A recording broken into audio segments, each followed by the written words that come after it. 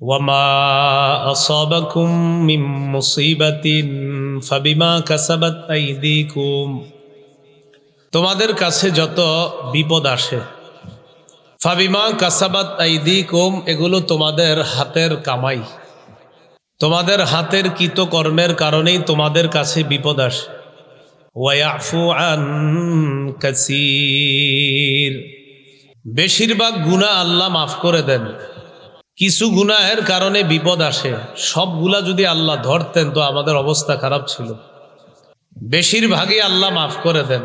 এরপরেও যেই বিপদগুলো আসে এগুলা আমাদের কৃতকর্মের কারণে, গুনাহের কারণে। আল্লাহ পাক রব্বুল আলামিন সূরা রুমের মধ্যে বলেন, যহারাল ফাসাদু ফিল বাররি ওয়াল বাহরি বিমা কাসাবাত আইদিন নাস, জলে স্থলে যত বিপদ আসে সব মানুষের কৃতকর্মের কারণে।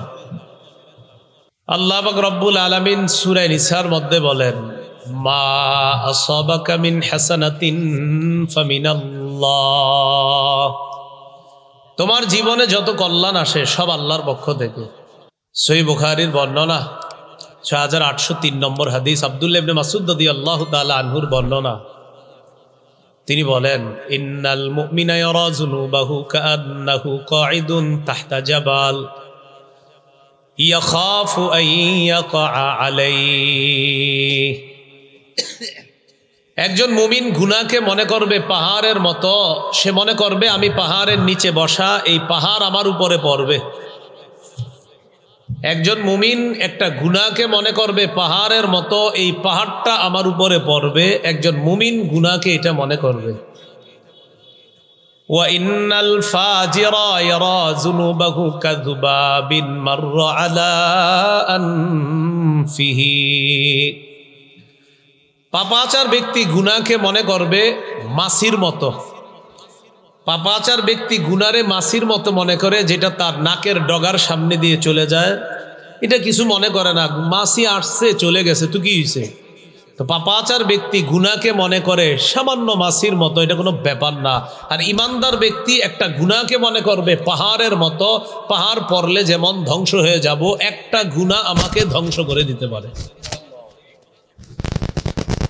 তখরিজুল মুসনাদ 22808 নম্বর হাদিসের বর্ণনা।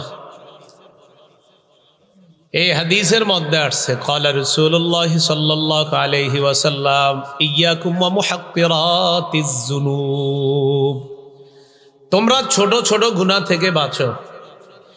ফাইন্নামা মাসালু মুহাক্কিরাতিজ যুনুব কাকাউমিন নাযালু ফি বাতনি ওয়াদ, ছোট গুনার দৃষ্টান্ত হলো এমন এক সম্প্রদায়ের মতো যারা সফর করতে করতে এক এলাকায় গিয়ে উপনীত হয়েছে। একটা জঙ্গলে গেছে মনে করেন সফর করতে করতে, এই মুহূর্তে খাবারের প্রয়োজন, রুটি আছে, তেল আছে, সব আছে, আগুনও আছে, কাঠ নাই। তাহলে কাঠ সংগ্রহ একজন যদি করতে যায় দেরি হবে। সফরে যদি 20 জন থাকে, 20 জনে 20টা লাকড়ি আনলে একসাথে অনেকগুলা হয়ে যাবে। নবীজি বলেন, ফাজাআ যাবিউদিন ওয়া জাআ যাবিউদিন, একজনে একটা কাঠ আনছে, আরেকজনে আরেকটা লাকড়ি। এইভাবে লাকড়ি আনতে আনতে লাকড়ির স্তূপ হয়ে গেছে। তো লাকড়ির স্তূপ একসাথে হওয়ার কারণে আগুন জ্বলাটা সহজ হয়েছে, রুটি রান্না করে তারা খেতে পেরেছে। নবীজি বলেন, এইভাবে একটা একটা ছোট ছোট লাকড়ি যেমন লাকড়ির স্তূপ হয়ে আগুন জ্বলে, ছোট ছোট গুনাহগুলা স্তূপ হয়ে তোমারে ধ্বংস করে দিবে। সেই জন্য ছোট গুনাহ থেকে বাঁচা। ইবনে মাজার বর্ণনা 4243 নম্বর হাদিস, আম্মাজান আয়েশা সিদ্দিকা রাদিয়াল্লাহু তাআলা আনহার বর্ণনা। তিনি বলেন, ক্বালা রাসূলুল্লাহ সাল্লাল্লাহু আলাইহি ওয়াসাল্লাম, রাসূলুল্লাহ সাল্লাল্লাহু আলাইহি সাল্লাম বলেন, ইয়্যাকি ওয়া মুহাক্কিরাতিল আ'মাল ফাইন্না লাহা মিনাল্লাহি তালিবা, আয়েশা ছোট ছোট গুনাহ থেকেও বাঁচবা, কারণ এটার কারণেও আল্লাহর কাছে জবাবদিহিতা করতে হবে। ছোট গুনাহ এক পর্যায়ে অনেক বেশি হয়ে যায়, এটা আমাদেরকে ধ্বংস করে ছাড়ে। সহিহ বুখারীর একটা বর্ণনা, আনাস ইবনে মালিক থেকে বর্ণনা। তিনি বলেন, ইন্নাকুম লাতা'মালুনা আ'মালান হিয়া আদাক্কু ফি আ'য়ুনিকুম মিনাশ শা'ব, وإن كنا لنعدها على عهد رسول الله صلى الله عليه وسلم من الموبقات।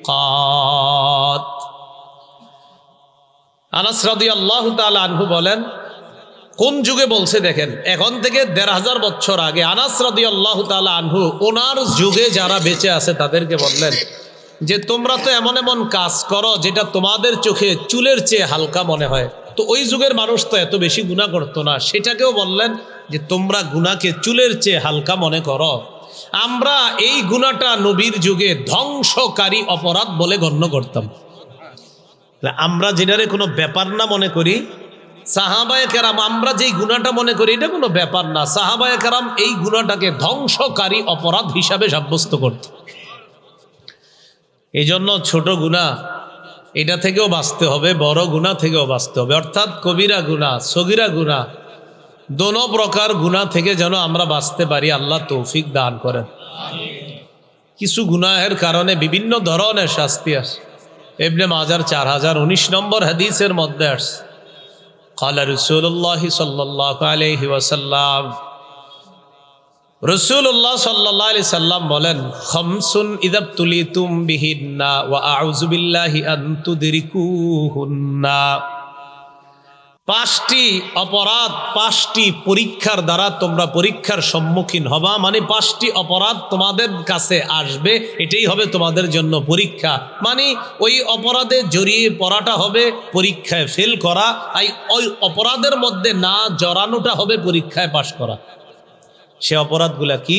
1 নাম্বার, লাম তাজহারিল ফাহিশাতু ফি কওমিন ক্বাত্তু হাত্তা ইউলিনু বিহা ইল্লা ফাশা ফীহিমুত তাউন ওয়াল আওজাউ আল্লাতী লাম তাকুন মাযাত ফি আসলাফিহিমুল লাযীনা মাযাউ।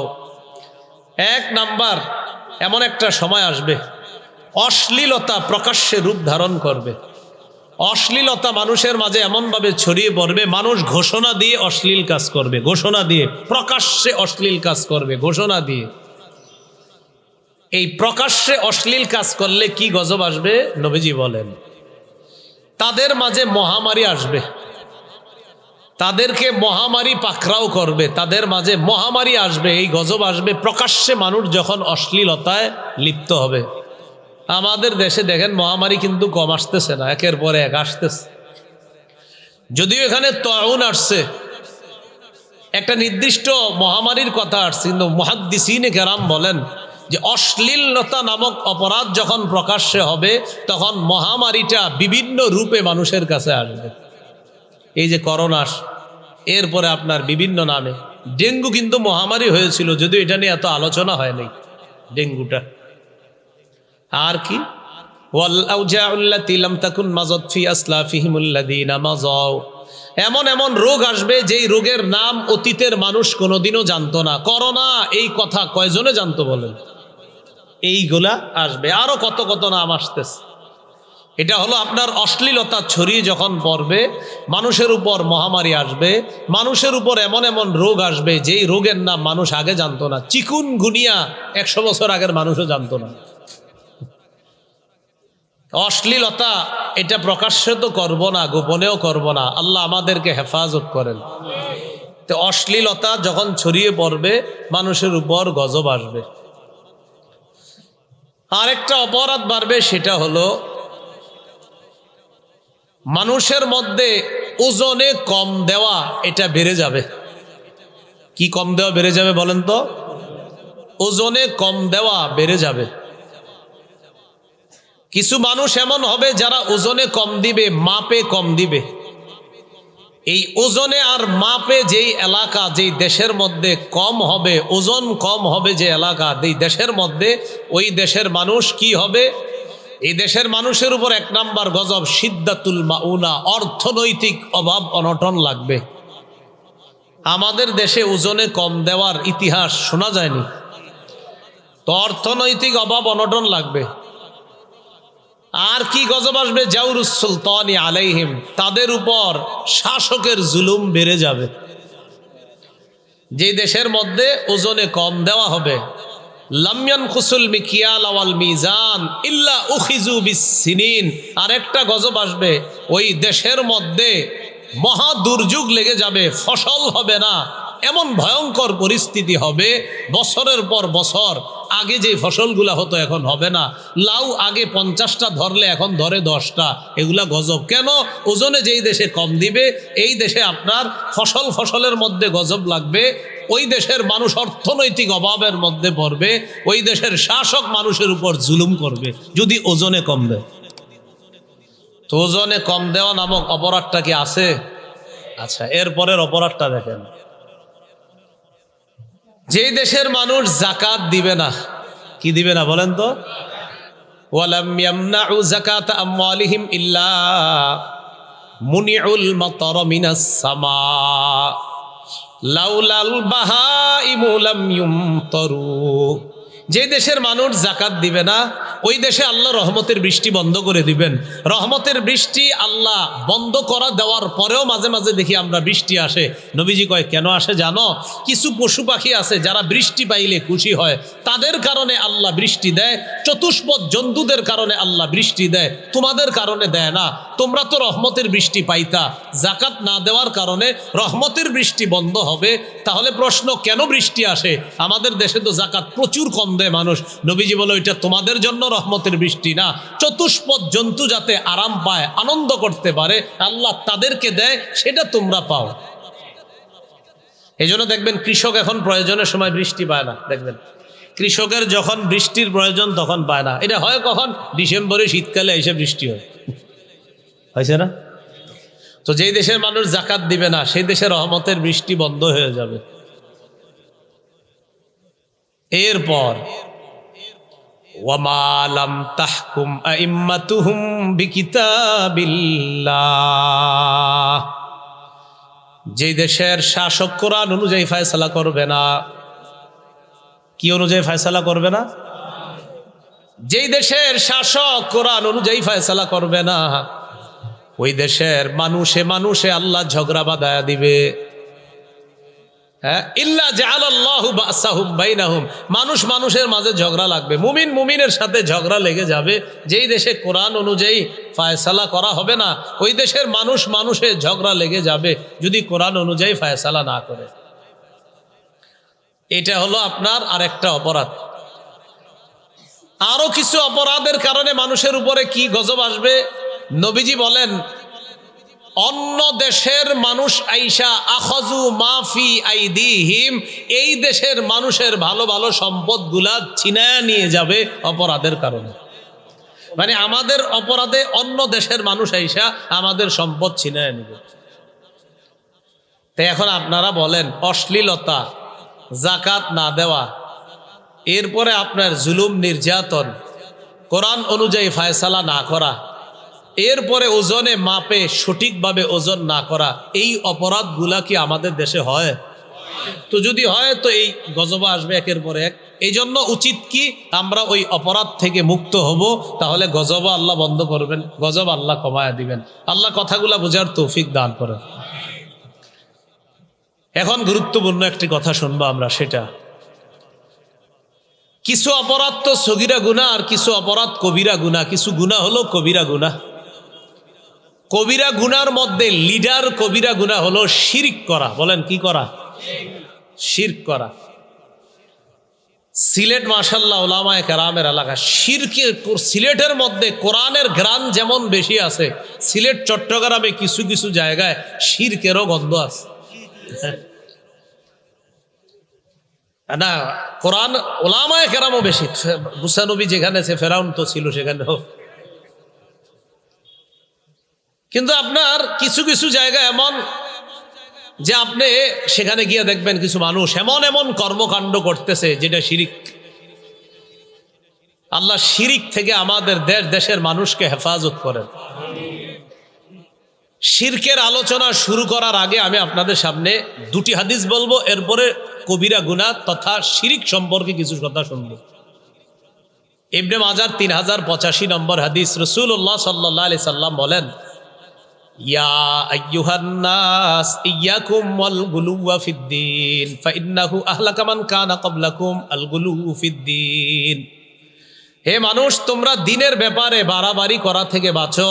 তোমাদের পূর্ববর্তীদেরকে ধ্বংস করেছে। দিনের ব্যাপারে যারা বাড়াবাড়ি করছে, এই বাড়াবাড়ি তাদেরকে ধ্বংস করছে। আবু দাউদ শরীফের 4608 নম্বর হাদিসের বর্ণনা, ক্বালা রাসূলুল্লাহ সাল্লাল্লাহু আলাইহি ওয়াসাল্লাম হালাকাল মুতানাত্তিউন হালাকাল মুতানাত্তিউনা হালাকাল মুতানাত্তিউন। নবীজি বলেন, সীমা লঙ্ঘনকারীরা ধ্বংস হোক, বাড়াবাড়িকারীরা ধ্বংস হোক, বাড়াবাড়িকারীরা ধ্বংস হোক। আমার সাথে একটু বাংলা, ওলামা হযরত বলা লাগবে না, আপনারা বলেন। বলেন বাড়াবাড়ি মানুষকে শিরক পর্যন্ত পৌঁছায় দেয়। প্রথমে আবেগ দিয়ে শুরু করে, শেষে গিয়ে শিরকের মধ্যে গিয়ে এটা শেষ হয়। শুরু করে কি দিয়ে? আবেগ, মহব্বত, মায়া। তো শিরকের আলোচনায় প্রথমে বাড়াবাড়ির কথা জানলাম, এখনো শুরু করিনি আলোচনা। শিরকের আলোচনার শুরুতে আরেকটা জানবো, শিরিক শুরু হইল কেমনে দুনিয়াতে। সহিহ বুখারীর বর্ণনা 4920 নম্বর হাদিস, আব্দুল্লাহ ইবনে আব্বাসের বর্ণনা। কিতাবুত তাফসীর, ইমাম বুখারী রহমতুল্লাহ আলাইহি শিরোনাম আনছেন বাবু ওয়াদ্দাউ ওয়ালা সুআ ওয়ালা ইয়াগুসা ওয়া ইয়াউকা ওয়া নাসর। এই শিরোনামে আব্দুল্লাহ ইবনে আব্বাস থেকে ইমাম বুখারী একটা হাদিস আনছেন। আন আব্দুল্লাহ ইবনে আব্বাস রাদিয়াল্লাহু তাআলা আনহুমা ক্বাল, আব্দুল্লাহ ইবনে আব্বাস রাদিয়াল্লাহু তাআলা আনহুমা বলেন, সারাতিল আওসান আল্লাতী কানাত ফি কওমি নূহ আলাইহিস সালাতু ওয়াস সালাম ফিল আরবি বা'দু। কিছু মূর্তি ছিল নূহ নবীর জামানায়। এই মূর্তিগুলা পরবর্তীতে আরবদের মাঝে ছড়িয়ে পড়ে। নূহ নবীর জামানার মূর্তিগুলা আরবদের জামানায়, আরবদের মধ্যে ছড়িয়ে পড়ে। তাফসীরের কিতাবে আসছে, নূহ নবীর জামানার বন্যার সময় এই মূর্তিগুলারে ইবলিস সেভ করছে, হেফাজত করছে। বন্যা শেষ হওয়ার পর মিস্টার ইবলিস মূর্তিগুলা বিভিন্ন এলাকায় ছড়াইছে। তো নিতে নিতে ওই আরবদের মধ্যে গিয়ে 5টা মূর্তি পৌঁছাইছে। 5 মূর্তি। এই 5 জন মূলত মূর্তি ছিল না, 5 জন ছিল আল্লাহর ওলি। বলেন কি ছিল? শাহজালাল রহমতুল্লাহি আলাই কত বড় আল্লাহর ওলি, কোনো সন্দেহ নাই। শাহ পরান রহমতুল্লাহি আলাই এদেশে ইসলামের দাওয়াত নিয়ে আসছে, কোনো সন্দেহ নাই। কিন্তু কথাটা মন দিয়ে শুনলে শেষের দিকে আপনারা বুঝবেন যে আমাদের আবেগ আমাদেরকে কোথায় নিয়ে যায়। ওয়াদ্দুন আল্লাহর ওলির নাম ছিল, সুয়াউন, ইয়াগুস, ইয়াউক, ইয়া নাসরুন, এগুলা সব এরা 5 জন ছিল আল্লাহর ওলি। হাদিসে আসছে আসমা উ রিজালিন সালিহিন, এই 5 জন আল্লাহর ওলিদের নাম ছিল। আল্লাহর ওলি নেককারদের নাম ছিল 5টা। তাহলে এখন কি নেককারদের নাম হিসাবে জানি না মূর্তির নাম হিসাবে? মূর্তি।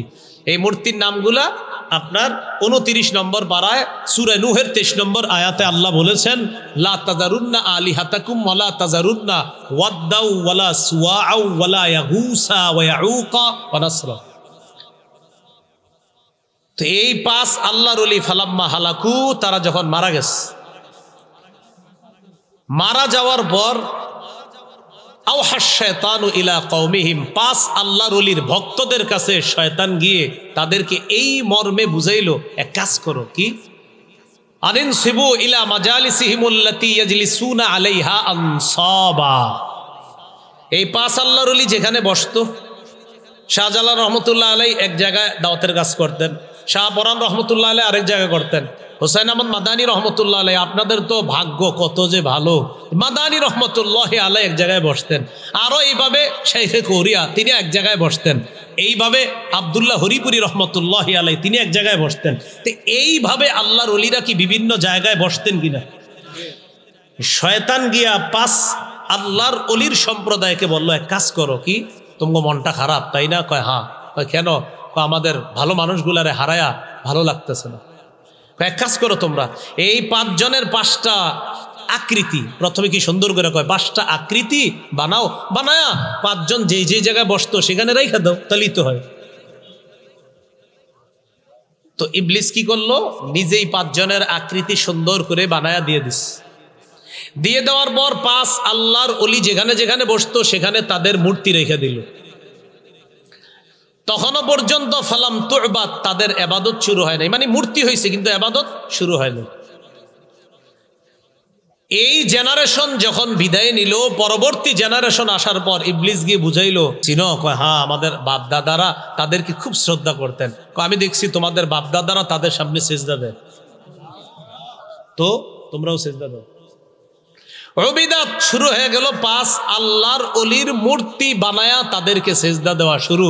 তাহলে আবেগ কতক্ষণ পর্যন্ত সমর্থনযোগ্য? যতক্ষণ ইসলাম সমর্থন করবে। ইসলাম যখন আবেগকে সমর্থন করবে না, আমার আবেগ যখন আল্লাহর অলির মূর্তি বানানো পর্যন্ত আমাকে নিয়ে গেল, আমার আবেগ আল্লাহর অলির মূর্তিতে সেজদা দিতে আমাকে বাধ্য করতেছে, তখন আমার আবেগকে ছাড়তে হবে, ইসলামকে গ্রহণ করতে হবে। তাহলে আমার সাথে একটু বাংলাটা বলেন, বলেন আবেগ ততক্ষণ, ইসলামের সমর্থন থাকবে যতক্ষণ। আপনার আবেগ যদি ইসলামের বাহিরে চলে যায়, বাস আবেগ ছাড়েন, ইসলাম ধরেন। এখন শাহজালাল রহমতুল্লাহ আলাইহি কত বড় আল্লাহর ওলি, তার যেখানে সমাধি, তাকে দাফন করা হলো, সেখানে একটা কবর মাজার স্থাপন করা হলো। মাশাআল্লাহ, ওলামায়ে হযরত গিয়ে সেখানে দোয়া করে, আবার কিছু মানুষ গিয়ে সেখানে ভক্তি শ্রদ্ধা প্রদর্শন করতে করতে শিরিক পর্যন্ত পৌঁছে যায়। তো এই জন্য 5 আল্লাহর ওলি, এদেরকে কেন্দ্র করে 5টা মূর্তি ইবলিস বানায়া দুনিয়াতে সর্বপ্রথম শিরিকের প্রচলন চালু করে। আর ওই শিরকি জাতিদের কাছে সর্বপ্রথম শরীয়ত দিয়ে যে রাসূলকে আল্লাহ পাঠাইছেন, তিনিই হলেন নূহ আলাইহিস সালাতু ওয়াস সালাম।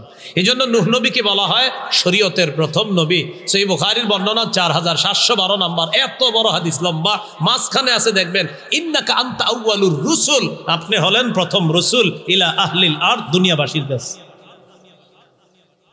তো 5 জন আল্লাহর ওলি, তাদেরকে কেন্দ্র করে শিরিক শুরু হলো। তাহলে কি বুঝলাম? আল্লাহর ওলিদের শ্রদ্ধা আমাদের অন্তরে সারা জীবন আছে, থাকবে, কোনো সন্দেহ নাই। কিন্তু আল্লাহর ওলির কবর মাজারকে কেন্দ্র করে কেউ যদি শিরিক কাজ করে, সেই শিরকের বিরুদ্ধে অবস্থান আমাদের ছিল, আছে, কিয়ামত পর্যন্ত থাকবে ইনশাআল্লাহ। কারণ আল্লাহর ওলিদেরকে আমরা শ্রদ্ধা করি, কিন্তু তাকে কেন্দ্র করে কেউ শিরিক করবে, শিরকি কাজকে তো আমরা শ্রদ্ধা করতে পারি না। শাহজালাল রহমতুল্লাহ আলাইহি যদি আল্লাহ, এটা আল্লাহর ইচ্ছা, আল্লাহ যদি আপনার শাহজালাল রহমতুল্লাহ আলাইহি 1 মিনিটের জন্য বলতেন যে আপনি একটু গিয়ে দেখেন কি হালাত, সর্বপ্রথম উনি ওই জাতীয় শিরকি আবেগী ভক্তদের উপর লাঠি চার্জ করতেন। কারণ তিনি তো শিরিক প্রতিহত করার জন্য এই দেশে আসছে। তাহলে আমরা কি শিখলাম? আল্লাহর ওলিদেরকে শ্রদ্ধা করব, ভালোবাসবো, মহব্বত করব, কিন্তু আল্লাহর ওলিদের আবেগকে কেন্দ্র করে যদি কেউ শিরিক করে, সেই আবেগকে আমরা সমর্থন করব না, করতে পারি না। তাহলে এই ভূমিকা জানিয়ে থাকার পরে আমরা এখন মূল আলোচনায় যাই। বড় গুনাহ, কবিরা গুনাহের মধ্যে প্রধান গুনাহটার নাম কি? শিরিক। এই শিরকের ব্যাপারে এখন 9টা কথা জানবো আমরা। বলেন কয়টা? 9টা। 1 নাম্বার, শিরিক মহা জুলুম। বলেন শিরিক কি? জুলুম। সূরা লোকমানের 13 নম্বর আয়াতে আল্লাহ বলেন, وَإِذْ قَالَ لُقْمَانُ لِابْنِهِ وَهُوَ يَعِظُهُ يَا بُنَيَّ لَا تُشْرِكْ بِاللَّهِ إِنَّ الشِّرْكَ لَظُلْمٌ عَظِيمٌ। আল্লাহ লোকমান হাকিমের কথা আমাদেরকে জানিয়ে দিচ্ছেন। নবী ওই সময়কে স্মরণ করেন যখন লোকমান হাকিম তার সন্তানকে উপদেশ দিতে গিয়ে বললেন, হে প্রিয় সন্তান, তুমি আল্লাহর সাথে শিরক করবা না, নিশ্চয়ই শিরক মহা জুলুম। বলেন শিরক মহা জুলুম। আপনাদের কারো উপরে যদি আমি অন্যায় করে ঘুষি মারি, এটা জুলুম কিনা? কিন্তু এর চেয়ে বড় জুলুম কোনটা? শিরক করা। 2, যে ব্যক্তি শিরিক করবে তার জন্য আল্লাহ জান্নাত হারাম করে দেয়। সূরা মাইদার 72 নম্বর আয়াতে আল্লাহ বলেন, লাকাদ কাফারাল্লাযীনা ক্বালু ইন্নাল্লাহা হুয়াল মাসীহ ইবনু মারইয়াম। কিছু কাফের, এরা আবেগে বলতে বলতে বলে ফেলতো, নিশ্চয়ই আল্লাহই মারিয়ামের সন্তান ঈসা। আল্লাহ কে? মারিয়ামের সন্তান ঈসা। মানে ঈসা যিনি, আল্লাহ তিনি, আল্লাহ যিনি, ঈসা তিনি। নাউজুবিল্লাহ। এবার ঈসা নবী তাওহীদের কথা বলতেছে। وقال المسيح يا بني إسرائيل اعبدوا الله ربي وربكم। ঈসা নবী বলেন, হে বনি ইসরাইল সম্প্রদায়, তোমরা আল্লাহর ইবাদত করো, যিনি আমার রব, তোমাদের রব। ইন্নাহু মান ইউশরিক বিল্লাহ ফাকাদ হারামাল্লাহু আলাইহিল জান্নাহ, নিশ্চয়ই যে ব্যক্তি আল্লাহর সাথে শিরিক করবে আল্লাহ তার জন্য জান্নাতকে হারাম করে দেন। ওয়া মাওয়াহুন নার, তার ঠিকানা হলো জাহান্নাম। ওয়া মা লিয-যালিমিনা মিন আনসার, জালেমদের কোনো সাহায্যকারী নেই। আচ্ছা বলেন তো, শিরকের আলোচনার ফিনিশিং আল্লাহ জালেম দিয়ে কেন করলেন? আলোচনা কিসের করতেছে আল্লাহ? শিরকের। ফিনিশিং দিচ্ছেন কি দিয়ে? জালেম। আল্লাহ বলতেছে শিরিক যে করবে তার জন্য জান্নাত হারাম, জাহান্নাম তার উপর ওয়াজিব, আর জালেমদের কোনো সাহায্যকারী নাই। আলোচনা শিরিকের, শেষে কয়ে জালেম। আপনারা আমার আলোচনা প্রথম থেকে শুনলে স্পষ্ট হওয়ার কথা। শিরিকের প্রথম কথা জেনেছিলাম, শিরিক সবচেয়ে বড় জুলুম, মহা জুলুম। তাহলে বড় জুলুম যে করে তাকে কি বলা হবে? জালেম। বলেন, বড় জুলুম যে করবে তাকে কি বলা হবে?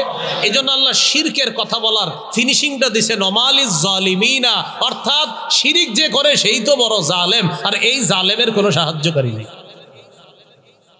3 নম্বর, শিরিক করলে ভালো আমল যা আছে সব বরবাদ। কোন ব্যক্তি 364 দিন আল্লাহকে সেজদা দিস, কাকে? 365 নাম্বার দিনেও 5 ওয়াক্ত নামাজে আল্লাহকে সেজদা দিছে, আবেগে ছোট্ট করে একটা কবরে সেজদা দিস, সব আমল নামা বরবাদ। আল্লাহ আমাদেরকে হেফাজত করেন।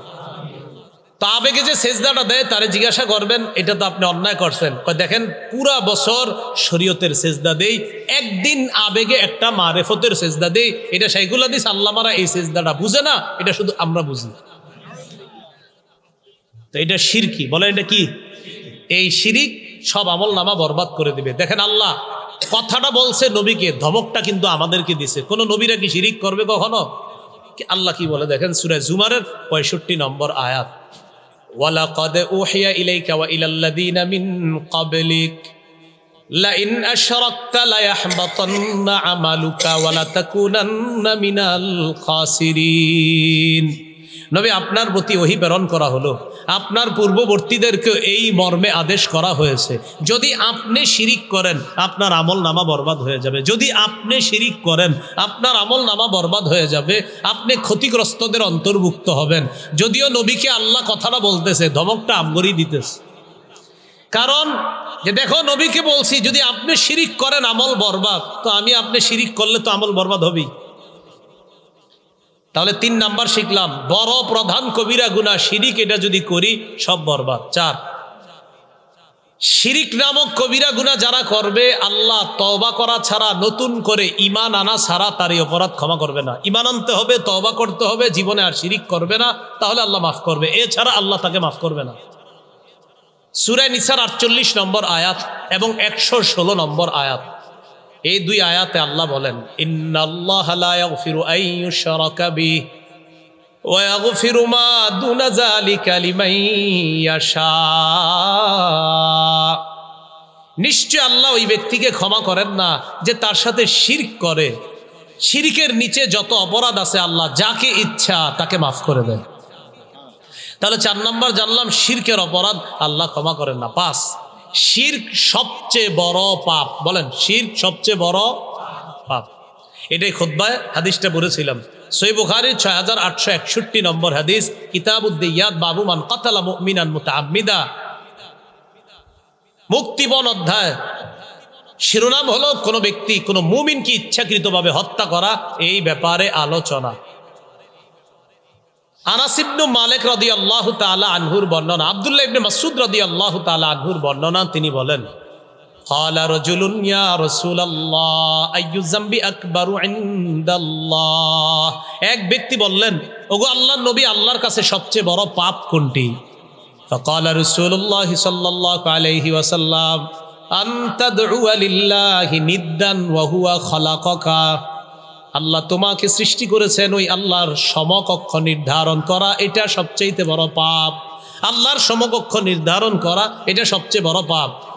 সূরা বাকারার 165 নম্বর আয়াতে আছে, 2 পারা 4 নম্বর পৃষ্ঠার একদম শুরুর লাইনটা, ওয়া মিনান নাসি মান ইয়াত্তাখিযু মিন দুনিল্লাহি আনদাদা ইউহিব্বুনাহুম কাহুব্বিল্লাহ।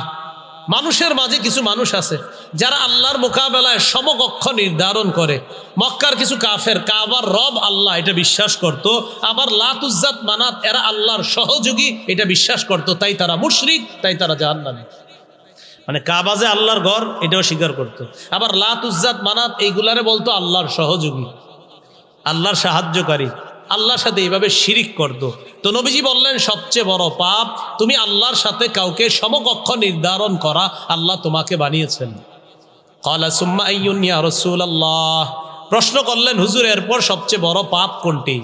ফাকালা রাসূলুল্লাহ সাল্লাল্লাহু আলাইহি ওয়াসাল্লাম আন তাকতুলা ওয়ালাদাকা মাখাফাতা আইয়াতআমা মাআক, তোমার সন্তান তোমার খাদ্যে অংশগ্রহণ করবে এই ভয়ে সন্তান হত্যা করা, দারিদ্রতার ভয়ে সন্তান হত্যা করা, দ্বিতীয় সন্তান না নেওয়া এই ভয়ে কে খাওয়াবে? হ্যাঁ, এই ভয়ে দ্বিতীয় সন্তান না নেওয়া যেটাকে কে খাওয়াবে? সূরা আনআমের মধ্যে আল্লাহ পাক রব্বুল আলামিন বলেন ওয়ালা তাকতুলু আওলাদাকুম মিন ইমলাক। আল্লাহ পাক রব্বুল আলামিন সূরা আনআমের 151 নম্বর আয়াতে বলেন ওয়ালা তাকতুলু আওলাদাকুম মিন ইমলাক, 7 পারা 8 পারা 7 নম্বর পৃষ্ঠা। আল্লাহ বলেন ওয়ালা তাকতুলু আওলাদাকুম মিন ইমলাক, তোমরা তোমাদের সন্তানদেরকে দারিদ্রতার ভয়ে হত্যা করবা না। নাহনু নারযুকুকুম ওয়া ইয়্যাহুম, তোমাদেরকেও আমি রিজিক দেই, তোমাদের সন্তানদেরকেও আমি আল্লাহ রিজিক দেই। আমাদেরকে রিজিক দেয় কে? সন্তানদেরকে রিজিক দেয় কে? আল্লাহ। তাহলে দারিদ্রতার ভয়ে কাউকে হত্যা করা এটা বড় অপরাধের একটা, বড় পাপের একটা। ক্বালা সুম্মা আইয়ুন ইয়া রাসূলুল্লাহ, এরপর সবচাইতে বড় পাপ কোনটি? নবীজি বললেন আনতুজানি বিহালিলাতি জারিক, তুমি তোমার প্রতিবেশীর স্ত্রীর সাথে ব্যভিচার করা, এটা হলো এরপর সবচেয়ে বড় পাপ। ব্যভিচার করা এটা এমনিই পাপ, আর প্রতিবেশীর স্ত্রীর সাথে ব্যভিচার করা এটা বড় পাপ। কেন? প্রতিবেশীর স্ত্রী এলাকাবাসীর কাছে ছিল আমানত, তার দিকে খারাপ দৃষ্টি না দেওয়া এটা আমাদের দায়িত্ব কর্তব্য ছিল। তার সাথে অবৈধ সম্পর্কে জড়িয়ে এটা বড় দাগী আসামির অন্তর্ভুক্ত হয়ে যেতে হবে, কারণ প্রতিবেশীর স্ত্রী সে তো ছিল আমাদের কাছে আমানত, উল্টা তার উপর লোলুপ দৃষ্টি দিয়ে তার সাথে অবৈধ সম্পর্কে জড়িয়ে পড়া এটা আল্লাহর কাছে সবচেয়ে বড় পাপের একটা। তাহলে এই পাপগুলা সমাজের মধ্যে, এটা আমাদের বাংলাদেশে না থাকলেও পৃথিবীতে আছে। এই ব্যাপারে সূরা ফুরকানের 68 নম্বর আয়াতে আল্লাহ বলেন রহমানের বান্দা তারা যাদের মধ্যে এই গুণগুলা থাকবে। এর মধ্যে 68 নম্বর আয়াতে বলছে 3 গুণ যাদের মধ্যে থাকবে তারাও রহমানের বান্দা। 3 গুণ কি? ওয়াল্লাযীনা লা ইয়াদউনা মা'আল্লাহি ইলাহান আখার, যারা আল্লাহর সাথে অন্য কাউকে ডাকে না। 2 ওয়ালা ইয়াকতুলুনা আন-নাফসাল্লাতী হারামাল্লাহু ইল্লা বিল হক, যারা অন্যায়ভাবে কাউকে হত্যা করে না। 3 ওয়ালা ইয়াজনুন, যারা ব্যভিচার করে না। আল্লাহ বলেন তারাও আমার বান্দা, মানে রহমানের প্রকৃত বান্দা তারা, যারা আল্লাহর সাথে কাউকে ডাকে না, যারা কাউকে অন্যায়ভাবে হত্যা করে না, যারা ব্যভিচার করে না, তারা রহমানের বান্দা। বিপরীত দিকে এই 3 অপরাধ যারা করে তারা 3 জন দাগী আসামি, দাগী অপরাধী। শিরিককারী সবচেয়ে প্রধান অপরাধী, এরপরে হলো আপনার হত্যাকারী, এরপরে বড় অপরাধী, এরপরে প্রতিবেশীর স্ত্রীর সাথে ব্যভিচার করা আরো ভয়ঙ্কর একজন অপরাধী। শিরকের ব্যাপারে 6 নম্বর কথা বলেন আমার সাথে, শিরক প্রধান কবিরা গুনাহ। আরে কবিরা গুনাহ তো অনেকের মধ্যে প্রধান শিরক। সহিহ বুখারীর 2653 নম্বর হাদিস, 2653, কিতাবুশ শাহাদাত, সাক্ষ্য প্রদান অধ্যায়, বাবু মান মা কিলা ফি শাহাদাতি জুর বা ফি কাউলি জুর, মিথ্যা সাক্ষী দানের ব্যাপারে যা বলা হয়েছে এই ব্যাপারে ইমাম বুখারী একটা হাদিস আনছেন। হাদিসের বর্ণনাকারী আনাস ইবনু মালিক রাদিয়াল্লাহু তাআলা আনহু।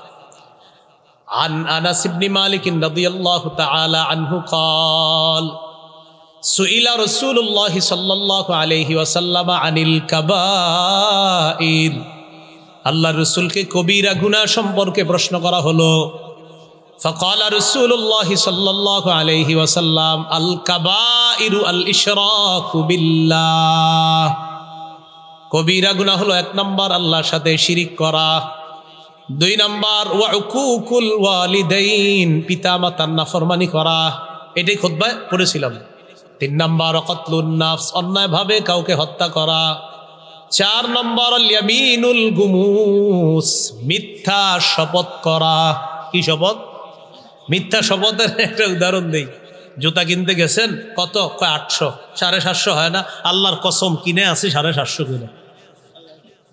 এই যে আপনি আল্লাহর কসম করে 750, যদি সত্যি 750 হয় তো কসম ঠিক আছে, কিন্তু যদি আপনি সদরঘাট, ঢাকা সদরঘাট থেকে 300 করে আনেন আর ভাড়াপুরা সহ আপনি 350 যদি খরচ পড়ে, বাকি 300 টাকা আপনি মিথ্যা কথা বলার কারণে দাগি আসামির কাঠগড়ায় কিয়ামতের মাঠে দাঁড়াতে হবে। আপনি তো উচিত ছিল সততার সাথে ব্যবসা করা। তাজিরুল আমিন মান নাবিয়্যিন ওয়াস সিদ্দিকিন, একজন সৎ ব্যবসায়ী নবীদের সাথে কিয়ামতের মাঠে থাকবে। তো উল্টা মিথ্যা শপথের কারণে আপনি কি করে ফেললেন? তো 4 নাম্বার মিথ্যা শপথ করা। মিথ্যা শপথ থেকে আল্লাহ আমাদেরকে হেফাজত করেন। 5 নাম্বার শাহাদাতুজ জুর, মিথ্যা সাক্ষী দেওয়া। একজন নিরপরাধ মানুষকে আপনি বারবার মিথ্যা সাক্ষীর মাধ্যমে অপরাধী সাব্যস্ত করতেছেন। জি, কিয়ামতের ময়দানে আপনি দাগি আসামিদের কাঠগড়ায় দাঁড়াতে হবে, আল্লাহর সামনে আপনাকে দাঁড়াতে হবে। আপনি প্রস্তুত থাকেন দাঁড়ানোর জন্য। এই কবিরা গুনাহ 5টা নবী হাদিসে বলছে, এর মধ্যে নবীজি প্রধান কবিরা গুনাহ বলছে আল্লাহর সাথে শিরক করা। শিরিক নামক কবিরা গুনাহ থেকে আল্লাহ আমাদেরকে বাঁচার তৌফিক দান করেন। শিরকের ব্যাপারে 7 নাম্বার কথা বলেন তো আমার সাথে একটু বলেন। জ্বালিয়ে দিলে, হত্যা করলেও আমরা আল্লাহর সাথে শিরক করব না, এই মানসিকতাই আমরা লালন করি। যদি জ্বালিয়ে দেয়, পুড়িয়ে দেয়, আমরা আল্লাহর সাথে শিরক করব না, এই মানসিকতা আছে তো সবার? মানে আমাদের এই মানসিকতা আছে যে আমাদেরকে যদি জ্বালিয়ে দেয়, পুড়িয়ে দেয়, এরপরেও আল্লাহর সাথে শিরক করব না। মুসনাদে আহমদের বর্ণনা 22,075 নম্বর হাদিস, মুআজ ইবনে জাবাল রাদিয়াল্লাহু তাআলা আনহুর বর্ণনা। তিনি বলেন, আউসানি রাসূলুল্লাহ সাল্লাল্লাহু আলাইহি ওয়াসাল্লাম বিআশরি কালিমাত। মুআজ ইবনে জাবাল বলেন, আল্লাহ নবী আমাকে 10টি উপদেশ দিয়েছেন। কয়টি? মনে রাখেন। 1 নম্বর, লা তুশরিক বিল্লাহি শাইআ ওয়া ইন কুতিলতা ওয়া হুররিকতা। মুআজ, তুমি আল্লাহর সাথে শিরক করবা না। যদি তোমাকে জ্বালিয়ে দেওয়া হয়, হত্যা করা হয়, আল্লাহর সাথে শিরক করবা না। তোমাকে যদি জ্বালিয়েও দেওয়া হয়, হত্যা করা হয়, আল্লাহর সাথে শিরক করবা না। 2, ওয়ালা তাউকান্না ওয়ালিদাইক ওয়া ইন আমারাকা আন তাখরুজা মিন আহলিকা ওয়া মালিক। তোমার মা বাবা যদি তোমাকে আদেশ করে ঘর থেকে আর সম্পদ থেকে বের হয়ে যাওয়ার জন্য, এরপরেও তুমি তোমার মা বাবার নাফরমানি করবা না। 1 নাম্বার, শিরিক করবা না। 2, মা বাবার নাফরমানি করবা না। 3 নম্বরটা সবাই মিলেমিশে বলবো, আগে আরবিটা বলি। ওয়ালা তাতরুকান্না সালাতান মাকতুবাতান মুতাআম্মিদা। বলেন, 1 ওয়াক্ত ফরজ নামাজ ইচ্ছাকৃতভাবে ছেড়ে দিও না। তাহলে এটা হলো 3 নম্বর। মুআজ, 1 ওয়াক্ত ফরজ নামাজ ইচ্ছাকৃতভাবে তুমি ছেড়ে দিবা না। ফাইন্না মান তারাকা সালাতান মাকতুবাতান মুতাআম্মিদা ফাকাদ বারিআত মিনহু জিম্মাতুল্লাহ। 1 ওয়াক্ত ফরজ নামাজ যদি কেউ ইচ্ছাকৃতভাবে ছেড়ে দেয়, তার থেকে আল্লাহর জিম্মা উঠে যায়, তার থেকে আল্লাহর জিম্মা উঠে যায়, আল্লাহর জিম্মা তার থেকে চলে যায়। কোনো বান্দা যদি ইচ্ছা করে 1 ওয়াক্ত ফরজ নামাজ ছেড়ে দেয়, তাহলে 3 নাম্বার ফরজ নামাজ। তাহলে আমরা 1 ওয়াক্ত ফরজ নামাজ ইচ্ছাকৃতভাবে কখনোই ছাড়বো না ইনশাআল্লাহ। 4 নম্বর, ওয়ালা তাশরাবান্না খামরা ফাইন্নাহু রাসু কুল্লি ফাহিশা। মুআজ, তুমি মদ পান করবা না। মদ সমস্ত অশ্লীলতার মূল। মদ দ্বারা উদ্দেশ্য মাদক দ্রব্য, ইয়াবা, বাবা, গাজা, ফেন্সিডিল, আফিম, কানাডা ড্রাই, মাস্তুদ, শ্যাম্পেইন, ডাইল যা আছে সব মাদক দ্রব্যের অন্তর্ভুক্ত। এই সমস্ত মাদক দ্রব্য এগুলা নেওয়া যাবে না। নবীজি বলছেন, কিয়ামতের আগে কয়েকটা অপরাধ খুব বেশি পরিমাণে বাড়বে। এর মধ্যে একটা হলো ওয়ায়ুশরাবাল খামরু, মদ পান বেড়ে যাবে, মাদকতার জয় জয়কর অবস্থা হবে। এটা কি হবে না চলছে? এলো 4 নাম্বার, তুমি মদ পান করবা না। মদ সমস্ত অশ্লীলতার মূল। 5 নম্বর, ওয়া ইয়াকা ওয়াল মাসিয়া, তুমি নাফরমানি থেকে বাঁচো। ফাইন্না বিল মাসিয়াতি হাল্লা সাকাতুল্লাহ। নাফরমানির কারণে আল্লাহর গজব আসে। বলেন, এটা বলেন, বলেন, নাফরমানির কারণে আল্লাহর গজব আসে। নাফরমানির কারণে আল্লাহর গজব আসে। এটা 5। 6 নাম্বার, ওয়া ইয়াকা ওয়াল ফিরার মিনাজ জাহফি ওয়া ইন হালাকান নাস। জিহাদের ময়দানে সবাই যদি মারা যায় তুমি পলায়ন করবা না, তুমি জিহাদের ময়দান থেকে পলায়ন করবা না। জিহাদের নিয়ত আছে তো সবার। قال رسول الله صلى الله عليه وسلم من مات ولم يجاهد في سبيل الله أو لم يحدث في نفسه مات على شعبة من النفاق। কোন মুমিন যদি জিহাদ না করে মারা যায় অথবা জিহাদের সংকল্প না রাখে সে নিফাকি মৃত্যুবরণ করবে। বলেন জিহাদ আর সন্ত্রাস সম্পূর্ণ আলাদা। সন্ত্রাস অপবিত্র, জিহাদ পবিত্র। সন্ত্রাস নামক অপবিত্রতাকে দমন করার শ্রেষ্ঠ পবিত্র পদ্ধতি জিহাদ। তাহলে সন্ত্রাস অপবিত্র, সন্ত্রাস কি আর জিহাদ? তাহলে জিহাদ আর সন্ত্রাস এক না আলাদা? এটা দাঁড়ে দাঁড়ে বারে বারে পায়ে ধরে ধরে বুঝাইতে হবে মানুষকে। মানুষের মধ্যে অন্য ধরনের চিন্তা ভাবনা অনেকে ঢুকাইয়া দেয়, এই জন্য জিহাদ আর সন্ত্রাস সম্পূর্ণ আলাদা, এটা বুঝাতে হবে। এই গেল 6 নাম্বার। 7 নাম্বার ওয়া ইদা আসাবান নাস মাউতুন ওয়া আনতা ফীহিম ফাসবুত। কোন এলাকায় যদি মহামারী লাগে সেখানে তুমি অবস্থান করবা। বুখারীর বর্ণনায় আসছে মহামারী কবলিত এলাকার কেউ বাহিরে যাবে না, বাহিরের কেউ মহামারী কবলিত এলাকায় প্রবেশ করবে না। মহামারী কবলিত এলাকার কেউ বাহিরে যাবে না, বাহিরের কেউ মহামারী কবলিত এলাকায় প্রবেশ করবে না। এই আইনটা লকডাউনের সময় হয়েছিল কিনা? আমেরিকা চায়নারা আপনার খুব ভাব নিল মাশাল্লাহ যে আমরা কত সুন্দর একটা নিয়ম করে দিলাম, আর সবাই বাহবা দিচ্ছে তাদেরকে। অথচ এই নিয়মটা তাদের দাবি, তারা গবেষণা করে বলছে আসলে আমগো নবীর কথা নকল করে ছেড়ে দিচ্ছে। আমগো নবী অবিকল কথাটা 1500 বছর আগে বলে গিয়েছেন, এখন আইসা কই আমরা গবেষণা করছি। না, এটা আমার নবীর গবেষণালব্ধ কথা। এটার কৃতিত্ব সবচেয়ে বেশি যদি দিতে হয় আমার নবীকে দিতে হবে। কয় গবেষণা করছে? গবেষণা না, এটা পাওয়া জিনিস। এটা নবীজি বলে দিছে, তো এটা চলমান একটা জিনিস। কয় গবেষণা? গবেষণা মানে আপনি নতুন করে কিছু বলবেন, এটা তো আমগো নবী বলছে, তো এটা আপনার গবেষণা হয় কেমন? এগুলো 7 নাম্বার। 8 ওয়া আনফিক আলা ইয়ালিকা মিন তাওলিকা। তুমি সাধ্য অনুযায়ী তোমার পরিবারের উপর খরচ করবা। 9 ওয়ালা তারফা আনহুম আসাকা আদাবা। পরিবারের উপর থেকে শাসনের লাঠি উঠাইবা না। শাসনের লাঠি কি? পরিবার যেন আপনার ব্যাপারে এই মানসিকতা রাখে যে আমার বাবা এমন এক বাবা যিনি তরমুজ, কাঁঠাল, ফলমূল যা চাইবো বাবার কাছে বাবা এনে দিবে, কিন্তু ইসলামের বিরুদ্ধে যদি আমি চলি আমার বাবার চেয়ে কঠিন কেউ হবে না। এটা শাসনের লাঠি। এই শাসনের লাঠি উঠানো যাবে না। আগে আমাদের পারিবারিক ঐতিহ্যগুলো ছিল এমন, আপনার দাদা দাদি মা বাবা তাদের লাঠির ভয়ে, পাশাপাশি 2 ভাই বোন আমরা ঘুমাইতাম যখন, 2 ভাইয়ে একজন আরেকজনকে আমরা খালি এইভাবে এমন করতাম, এই তাড়াতাড়ি তাড়াতাড়ি মসজিদে ফজরে দাদি লাঠি নিয়ে আসতেছে, আব্বা লাঠি নিয়ে আসে। কি স্কুলে পড়ে আর কি মাদ্রাসায় বলে, সবাই আপনার ওই লাঠির ভয় একটা মানসিকতা কাজ করতো আগে পরিবারের মধ্যে। এখন লাঠি কে কারে ধরবে? যে লাঠি ধরবে সে ঘুমায় 3টায়, যার উপরে ধরবে ও ঘুমায় 4টায়। লাঠি কারে ধরবে? শিষ্টাচারের লাঠি এখন আর নাই। 10 নাম্বার ওয়া আখিফহুম ফিল্লাহি আজ্জা ওয়া জাল। মুআজ তুমি তোমার পরিবারকে আল্লাহর ব্যাপারে ভয় দেখাও।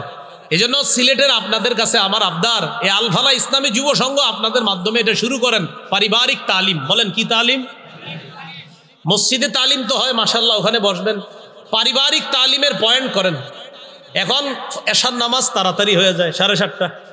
তো এখন আপনি শীতকালে আপনি 8:30 থেকে কথার কথা আপনি ঘোষণা করবেন যে আমাদের ঘরে 8:30 থেকে আমাদের ঘরের পূর্ব পাশের রুমে বা পশ্চিম পাশের রুমে বা দক্ষিণ পাশের রুমে আমরা যারা মাহরাম একজন আরেকজনের সাথে যাদের দেখা দেওয়া জায়েজ, আমরা সবাই ওই রুমে গিয়ে বসবো। 8:30 তালিম হবে, 30 মিনিট তালিম।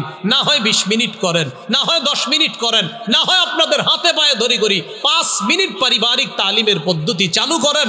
আল্লাহর কসম ঘরের মধ্যে রহমত বরকত আপনি উপলব্ধি করবেন। পারিবারিক মোহাব্বত গুলা দিনকে দিন বাড়তেই থাকবে ইনশাআল্লাহ। মানে পারিবারিক তালিম চালু করেন। তালিমে মানুষের মাঝে হিট হয় বেশি, মনে রাখবেন। যখন তালিম করবেন একদিন আপনি করবেন, এর পরের দিন আপনার বিবি করবে, পরের দিন আপনার ছেলে করবে, পরের দিন আপনার মেয়ে করবে। বই পড়ে পড়ে যখন শোনাবেন, রাসূলুল্লাহ সাল্লাল্লাহু আলাইহি সাল্লাম বলেন নামাজ পড়লে এই সওয়াব, নবীজি বলেন নামাজ ছেড়ে দিলে এই গুনাহ। এগুলো আপনি বললে যারা শুনবে তাদের মাঝে একটা অ্যাকশন হবে। এই পারিবারিক তালিমের একটা মানসিকতা, চিন্তা, চেতনা আজকে থেকে আমরা ইনশাআল্লাহ হিম্মত করতে পারি কিনা বলেন ইনশাআল্লাহ। পারিবারিক তালিম চালু করুন। পারিবারিক তালিমের উপকারিতা এটা আপনি না শুরু করলে আপনার এটা কেউ বলে বুঝাতে পারবে না। আপনি শুরু করে দেখেন, আপনার পরিবারের আদর্শ ঐতিহ্যগুলা দিন দিন ইনশাআল্লাহ এটা বাড়তে থাকবে। তাদের মাঝে আদর্শচ্যুতির যে একটা আপনার ভয় ছিল, এটা ইনশাআল্লাহ দিনের পর দিন কমে যাবে যদি পারিবারিক তালিমের নিয়ম চালু করেন। তো 10 নাম্বার, পরিবারকে আল্লাহর ব্যাপারে ভয় দেখাও। তো ভয় দেখানোর একটা সিস্টেম কি হতে পারে? পারিবারিক তালিম। তাহলে এই 10টা জিনিস জানলাম, এর মধ্যে প্রথমটা কি মনে আসেনি? জ্বালিয়ে দিলে, পুড়িয়ে দিলে কি করব না? শিরিক করব না। এরপরে আরো অনেকগুলা অপরাধের কথা জানলাম, এই অপরাধগুলো আমরা করব না, বলেন ইনশাআল্লাহ। শিরকের ব্যাপারে 8 নাম্বার কথা বলেন আমার সাথে, শিরক অমার্জনীয় অপরাধ। তিরমিজি শরীফের 3540 নম্বর হাদিস, এটা হাদিসে কুদসি। ক্বালা রাসূলুল্লাহ সাল্লাল্লাহু আলাইহি ওয়াসাল্লাম, قال الله عز وجل, নবীজি বলেন আল্লাহ বলেছেন, কি বলেছেন? ইয়া আদম, হে আদম সন্তান, ইন্নাকা মা দাউতানি ওয়া রাজাউতানি গফারতু লাকা আলা মা কানা মিনকা ওয়ালা উবালি। হে আদম সন্তান, ক্ষমার আশায় তুমি যতক্ষণ আমাকে ডাকতে থাকবা আমি ততক্ষণ তোমাকে ক্ষমা করতেই থাকবো। ওয়ালা উবালি, এতে আমি আল্লাহ কারো পরোয়া করি না। ইয়া আদম, হে আদম সন্তান, লাউ বালাগত যুনুবুকা আনানাস সামা সুম্মা ইস্তাগফারতানি, তোমার গুনাহ যদি আকাশের চূড়ায় গিয়ে পৌঁছে আর যদি তুমি আমার কাছে ক্ষমা চাও, গফারতু লাকা আলা মা কানা মিনকা ওয়ালা উবালি, আমি তোমার এই পরিমাণ গুনাহ মাফ করতেও আমি কারো পরোয়া করি না।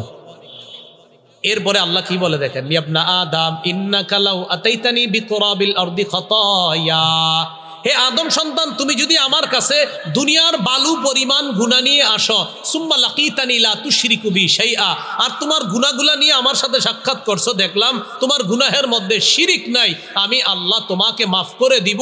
লা আতাইতুকা বিকরাবিহা মাগফিরা, আমি দুনিয়া পরিমাণ ক্ষমা নিয়ে দুনিয়া পরিমাণ গুনাহগুলা মাফ করে দিব। বালু পরিমাণ গুনাহ, বালু পরিমাণ ক্ষমা, শর্ত গুনাহে শিরিক থাকা যাবে না, প্রধান গুনাহটা থাকা যাবে না। 9 নাম্বার, এবার আমার সাথে একটু বলেন, বলেন সোমবার, বৃহস্পতিবার আমাদের আমল আল্লাহর কাছে পেশ করা হয়। আমল নামায় যদি শিরিক না থাকে, কিছু গুনাহ থাকলেও শিরিক ছাড়া যতগুলো গুনাহ আছে আল্লাহ মাফ করে দেয়। মুসলিম শরীফের বর্ণনা 6440 নম্বর হাদিস, ক্বালা রাসূলুল্লাহ সাল্লাল্লাহু আলাইহি ওয়াসাল্লাম, তু'রাদুল আ'মাল ইলাল্লাহ ফি কুল্লি ইয়াউমি খামিসিন ওয়া ইসনাইন। রাসূলুল্লাহ সাল্লাল্লাহু আলাইহি সাল্লাম বলেন, প্রত্যেক বৃহস্পতিবার আর সোমবার আমল আল্লাহর কাছে পেশ করা হয়। ফায়াগফিরুল্লাহ লিকুল্লি ইমরিইন লা ইউশরিকু বিল্লাহি শাইআ, আল্লাহ প্রত্যেক এমন বান্দাকে মাফ করে দেয় যে আল্লাহর সাথে শিরিক করে না। সোম আর বৃহস্পতিবার এমন প্রত্যেক বান্দাকে আল্লাহ মাফ করে দেয়। আমাদের নবী সোমবার আর বৃহস্পতিবার রোজা রাখতেন। কেন রাখতেন? একটা কারণ, সোমবারে রাখতেন তার জন্ম সোমবার, এজন্য সোমবারে রাখতেন। সোমবার বছরে একবার নাকি সপ্তাহে একবার? আপনারা বছরে একবার জন্মদিনে নবীজির এটা করেন, সপ্তাহে প্রতি সোমবারে রোজা রাখতে পারেন না? আরে নবীজি জন্মদিনে রোজা রাখতেন কি বছরে একবার না প্রতি সপ্তাহে? আপনারা তো বছরে একবার রোজা তো রাখেন না, উল্টা খান। কি হইলো? এটা তো উল্টা হয়ে গেল, ঠিক না? আচ্ছা আচ্ছা, যাক। তো যে বিষয়টা বললাম, আমলনামা বৃহস্পতিবার আর সোমবার আল্লাহর কাছে যায়। নবীজি বলেন, আমি রোজা রাখার আরেকটা কারণ হলো আমি চাই আমার আমলনামা যেন রোজা অবস্থায় আল্লাহর কাছে পেশ করা হয়। নবী রোজা অবস্থায় আমলনামা আল্লাহর কাছে পাঠায়, তো আমরাও ইনশাল্লাহ চেষ্টা করব। আরেক ব্যক্তিকে আল্লাহ মাফ করে না, ইল্লাম রান কানাত বাইনাহু ওয়া বাইনা আখিহি শাহনা, কোন ভাই আর অপর ভাইয়ের মাঝে যদি বিদ্বেষ থাকে, এই দুই ভাইকে আল্লাহ মাফ করে না। আল্লাহর পক্ষ থেকে বলা হয়, ইরকু হাজাইনি হাত্তা ইয়াসতালিহা, এই দুই ভাইকে সুযোগ দাও, তারা যেন সংশোধন করে নেয় আপোষের মধ্যে, তারা যদি মিলে যায় আমি এই দুইজনকেও মাফ করে দিব। এই গেল শিরকের ব্যাপারে 9 নম্বর কথা। তাহলে সগীরা গুনাহ, কবিরা গুনাহ, উভয় প্রকার গুনাহ থেকে আমরা বাঁচবো। সগীরা গুনাহ প্রথমে আমরা জানলাম, ছোট ছোট গুনাহ অনেকগুলা একত্রিত হইলে এটাও ধ্বংস করে দেয়। কবিরা গুনাহের অনেকগুলা কথা জানলাম, এর মধ্যে লিডার প্রধান কবিরা গুনাহ শিরক করা। আরেকটা বিষয় মাঝখানে জেনেছিলাম, আমাদের আবেগ ততক্ষণ ইসলামের সমর্থন থাকবে যতক্ষণ। কোনো ব্যক্তির আবেগ যদি ইসলামের বাহিরে চলে যায়, আমরা তাকে বুঝাবো আপনার এই আবেগ ইসলাম সমর্থন বলে না, আমার আবেগের দলিল নবী প্রেম। আপনি বলবেন না, আবেগের দলিল নবী প্রেম হতে পারে না। নবী প্রেম আবু বকরের মাঝে আপনার চেয়ে বেশি ছিল, সে আবু বকর সিদ্দিক শরীয়তের মধ্যে চলেছেন, আপনাকেও চলতে হবে। যদি আপনি চলেন তাহলে আপনার ওই শিরকি নামক কর্মকাণ্ড, এটার বিরোধিতা আমরা করতেই থাকবো। শিরিকের পক্ষে আমরা থাকতে পারি না। তাহলে আল্লাহর ওলিদের বিরুদ্ধে আমরা না, আল্লাহর ওলিদেরকে কেন্দ্র করে আবেগ পুঁজি করে যারা শিরিক করবে আমরা তাদের বিরুদ্ধে। আল্লাহ পাক রব্বুল আলামিন আমাদের সকলকে যে কথাগুলো শুনলাম বললাম, সগীরা কবিরা উভয় প্রকার গুনাহ থেকে আমরা বেঁচে যেন নিষ্পাপ গুনাহমুক্ত হয়ে আল্লাহর কাছে যেতে পারি, আল্লাহ তৌফিক দান করেন।